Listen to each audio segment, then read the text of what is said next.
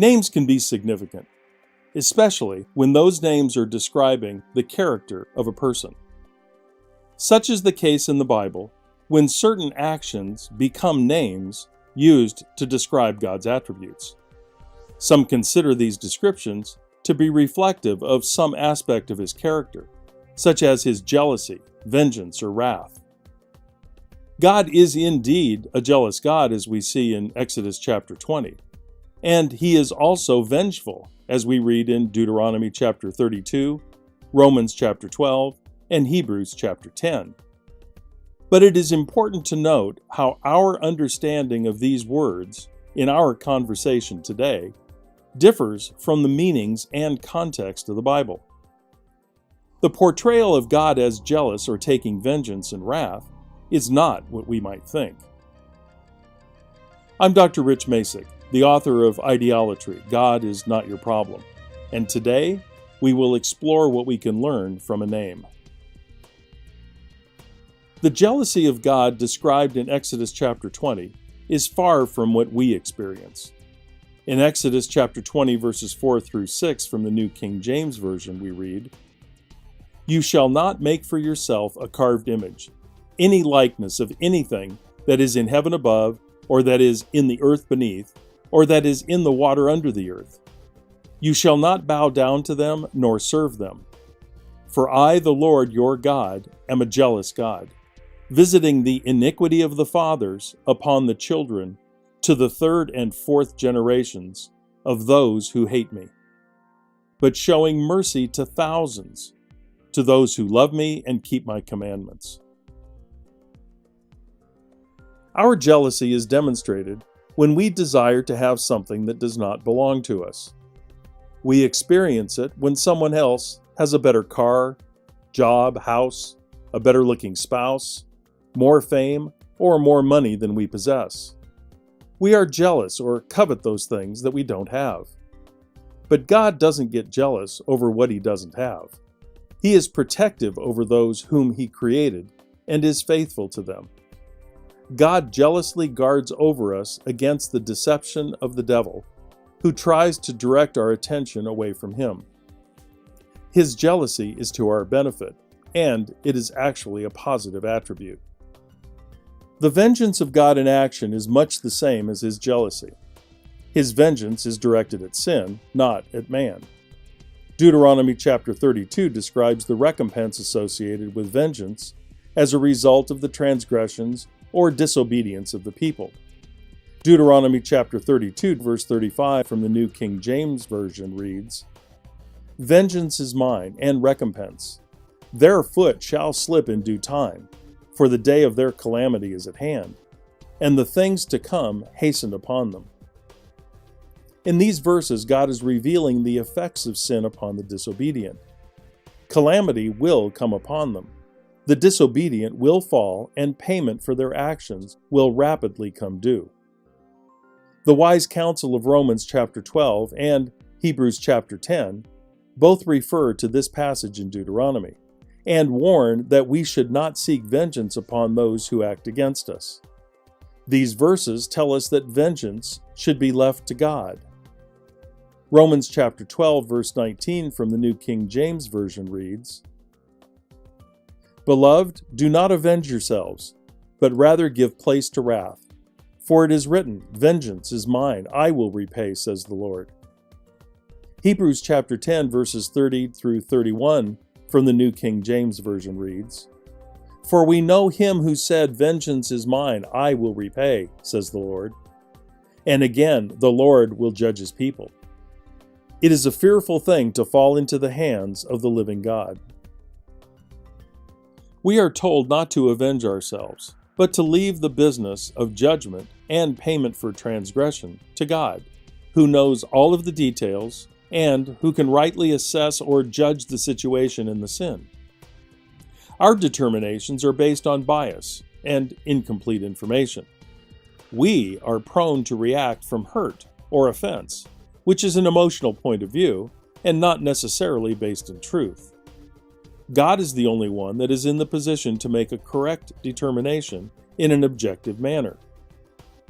Another characteristic attributed to God is wrath. But what is wrath? The word wrath is mentioned many times in the Bible, and in various contexts. The common theme throughout these examples is the wrath of God. Wrath is indignation or anger that is set against sin, not people, as we see in Romans chapter 1, verses 18 through 19 in the King James Version. For the wrath of God is revealed from heaven against all ungodliness and unrighteousness of men, who suppress the truth in unrighteousness, because what may be known of God is manifest in them, for God has shown it to them. It may sometimes look as if God is out to get us, but He is not, and we will take a deeper look into God's wrath in the future, which is also covered in chapter 25 of Ideolatry. People that regularly and actively engage in sinful activities will come up against the wrath of God, which is directed at their sin, as described in Ephesians chapter 5, verses 3 through 7 from the New King James Version. But fornication and all uncleanness or covetousness, let it not even be named among you, as is fitting for saints. Neither filthiness, nor foolish talking, nor coarse jesting, which are not fitting, but rather giving of thanks. For this you know, that no fornicator, unclean person, nor covetous man, who is an idolater, has any inheritance in the kingdom of Christ and God. Let no one deceive you with empty words. For because of these things, the wrath of God comes upon the sons of disobedience. Therefore, do not be partakers with them. God tells us that He is not being wrathful toward believers. He actually supplies a way for believers to avoid the consequence of His true wrath against sin. Romans chapter 5 and 1 Thessalonians chapter 5 clearly state that through the sacrificial substitution of Jesus' blood for our own, God pours out His love and saves believers from the wrath that will come upon sin. Romans chapter 5 verses 8 through 9 from the New King James Version says, "But God demonstrates His own love toward us, in that while we were still sinners, Christ died for us. Much more then, having now been justified by His blood, we shall be saved from wrath through Him."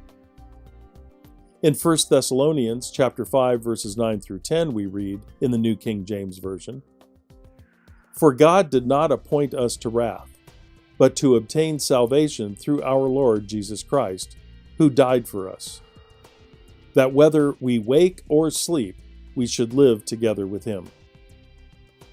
God is known by the names that exemplify His character. They are descriptions of a caring, loving, nurturing, protective, and ever-present Supreme Being that holds your best interests in the highest regard. A foundational issue for each of us is to understand our view of God and how that view continues to be defined in our lives. If your view is governed by your denomination and the traditions of religion, the view of a family member, or your own personal experience, you may get confused and may even be very angry with God. However, if your view is established by your own personal knowledge of God, based upon the Bible, the book that He provided for you as a user's manual, you can develop confidence and faith in Him. Do not trust your eternal relationship to someone else's perspectives, including those presented here. Instead, find out for yourself and endeavor to know how God really acts in this realm and understand the God that you choose to either serve or reject. Some have a hard time making a distinction between God's wrath, His jealousy, His vengeance, and His love. If God allows bad stuff to happen, are you experiencing His wrath? If so, how does this relate to His love for you? These challenging viewpoints and questions need clarification, validation, and answers. An examination of what is really happening in your life is necessary. Many people assume that God either allows or disallows things that occur in their lives. Others believe that He does nothing in their lives, and that we are all just left on our own. Discovery of what God actually does or does not do will help you to further understand His character, the events that you observe, and the decisions that you make. An essential factor in this discovery process is letting go of the baggage that holds you back. The truth is that to a great extent, we either allow or disallow things to happen in our lives because of our life filters, where we place our faith, and the words that we speak. Your life filters come from your observations, perspectives, and experiences. They can deceive you and become your entire way of thinking. These life filters can create an ideolatry that is based only upon your thoughts and control your life and your very existence. Your life filters can define your perception of truth and block your faith in God, or you can put away your life filters and choose the absolute truth of God's Word. Which will it be? Your view of God is what helps to determine what you can receive of the things that He has provided for your benefit. But you cannot enjoy His benefits if you do not accept Him and receive them. God's nature is to guide you and prevent the effects of poor choices that you might make by giving you all that is necessary to avoid them and their repercussions. Changing your perspectives can allow you to see more clearly. The red filter represents your life filters. As you peel them away, you will reveal what your life filters might be hiding from you. Put your faith and trust in the real truth of God. I invite you to read Ideolatry to explore more of God's character and nature with me. Check it out at ideolatry.com, where you can read my blog and download the free chapter. And I hope that you will join me for the next episode, in which we will explore how the true character of God is revealed in His names.